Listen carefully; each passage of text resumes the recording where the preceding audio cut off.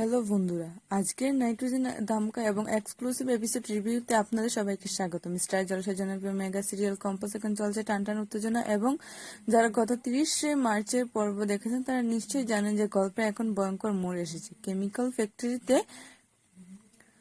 ঘটনা যাওয়ার ভয়াবহ দুর্ঘটনায় যেখানে প্রিয় সাহসী কম্পাস নিখোঁজ হয়, তা এবার নিয়ে এসেছে নতুন রহস্য। বন্ধুরা ঠিকই শুনেছেন, কম্পাস তার বুদ্ধিমত্তা ব্যবহার করে একের পর এক ষড়যন্ত্র জাল ছিঁড়ছে। আজকের পর্বে দেখা যাবে সে কিভাবে নিজের ধৈর্য ও কৌশল দিয়ে এক গভীর ষড়যন্ত্রের শিকার করছে, পরাস্ত করছে।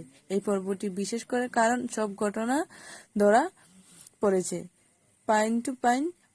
অখিলেশ ফোন ট্র্যাকার লাগিয়ে কম্পাসকে আগের মুক্তি পর্দা ফাঁস করার পথ দেখিয়ে করেছিল, কিন্তু সে বুঝতে পারেনি যে এবার এতটা ভয়ঙ্কর ফাঁদে পড়বে সে। ফ্যাক্টরিতে ঢুকে গিয়েই অভ্যন্তরীণভাবে চমকিত হয়ে ভয়াবহ কেমিক্যাল ব্লাস্টের মধ্যে পড়েছে। চারদিকে শুধু ধোঁয়া আর ধোঁয়া। এই ঘটনা কি এমন ঘটেছে? এটা ছিল মুক্তি ও মোনালিসার ভয়ঙ্কর ষড়যন্ত্র।